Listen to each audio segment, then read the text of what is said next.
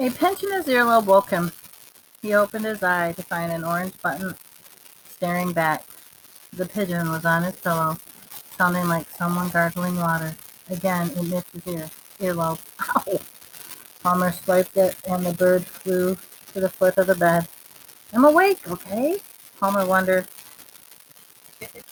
if his old pair of earmuffs was still around.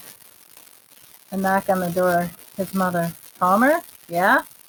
He threw his blankets over the pigeon. Time to get up! True to her word, she did not come in. Okay, I'm up!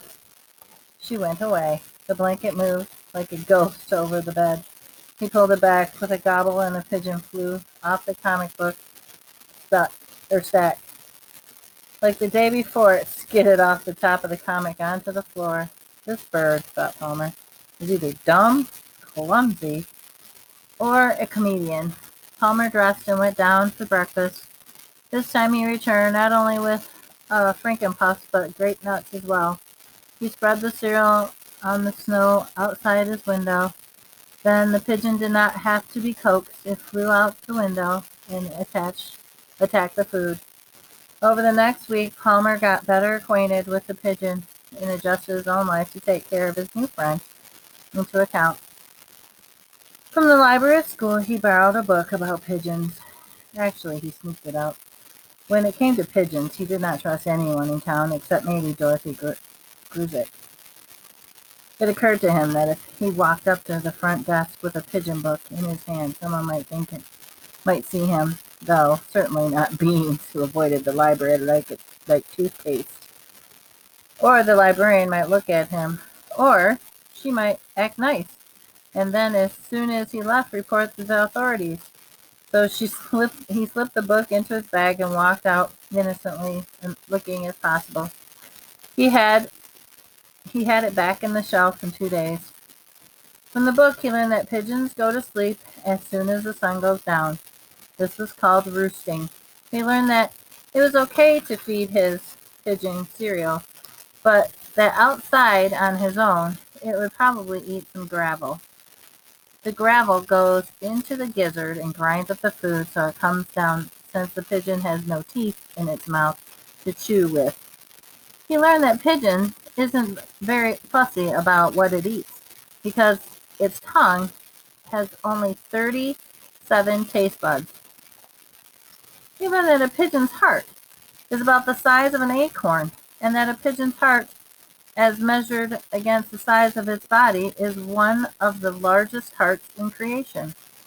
Palmer learned that the wild pigeons used to live in the nooks and crannies at high rocky cliffs.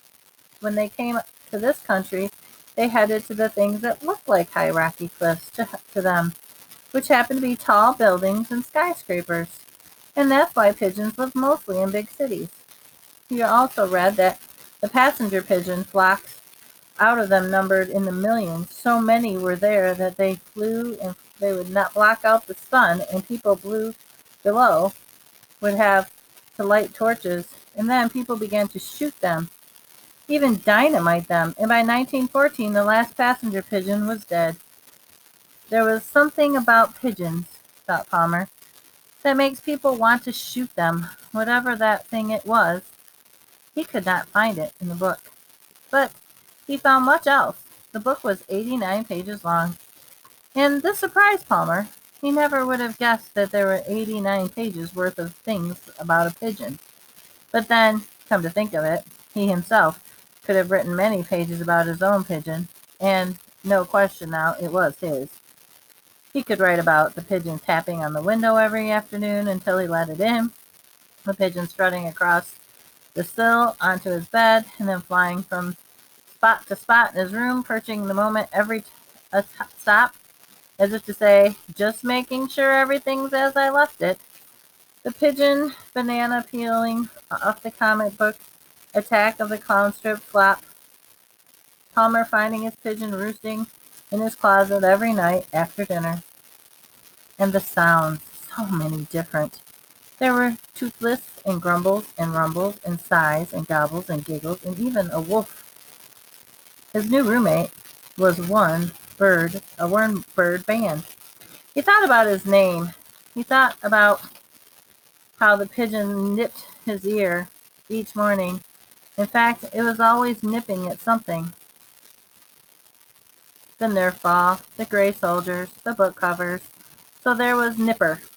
Simply because Nipper sounded like a boy's name. It became he. Before long, a routine had developed. Wake up, then the alarm clock being nips on the earlobe. Pretend to be groggy when Mom knocked with an official wake-up call. Let Nipper out, leave food on the porch roof. He had brought a box of honeycomb crunch, which he kept in his closet. He had studied cereal boxes and found out the honey crunches contained a lot of fat, and the fat helped the pigeon keep warm in the winter, so said the book. Clean room, leave no evidence of the roommate. Go to the school on the weekends, out to play, act normal, return home, let Nipper in.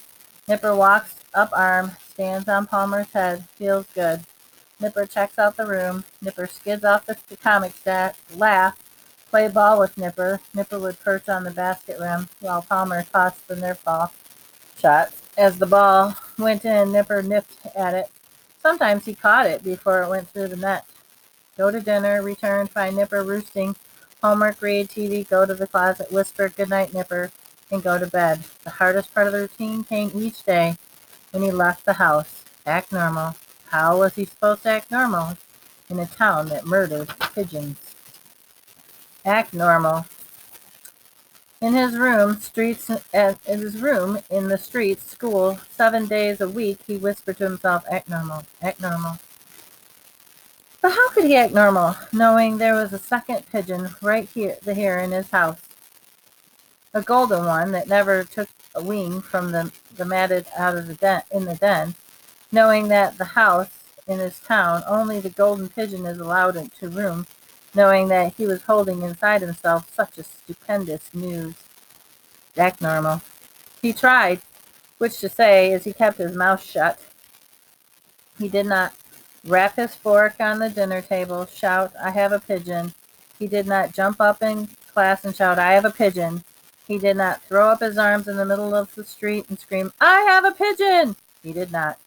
But he did say to his mother one Saturday morning, I think I'll change my own bed sheets from now on.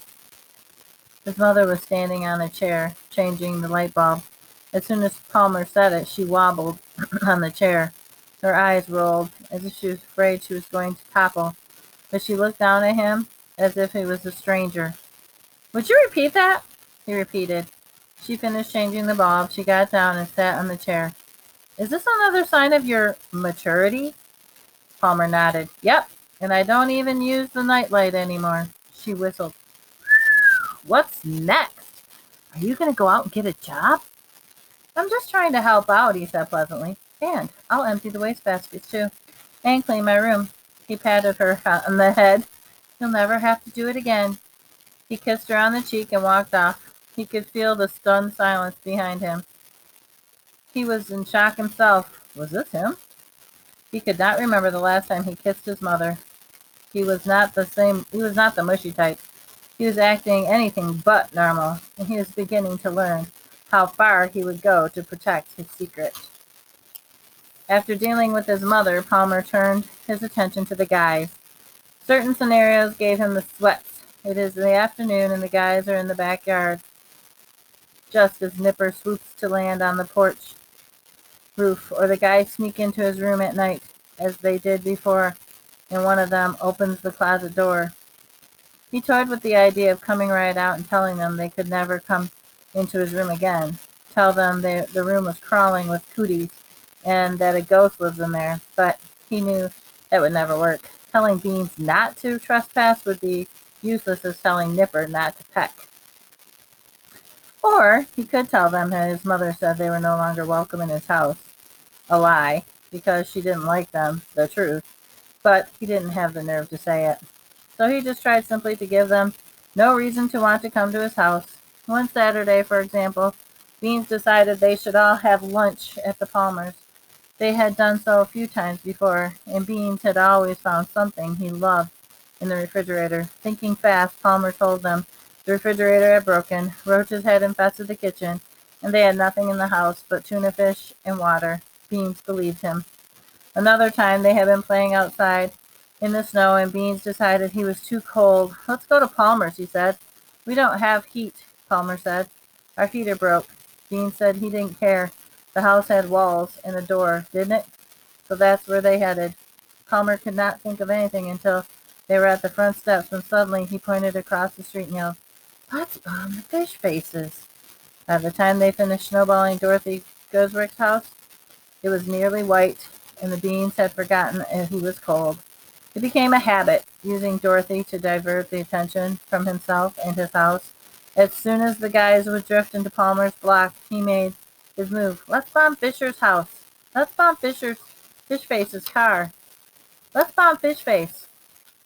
When there was no snow on Dorothy Goswick's sidewalk, they brought their own chalk and drew funny faces in her hopscotch squares. They ambushed her on their way home from school.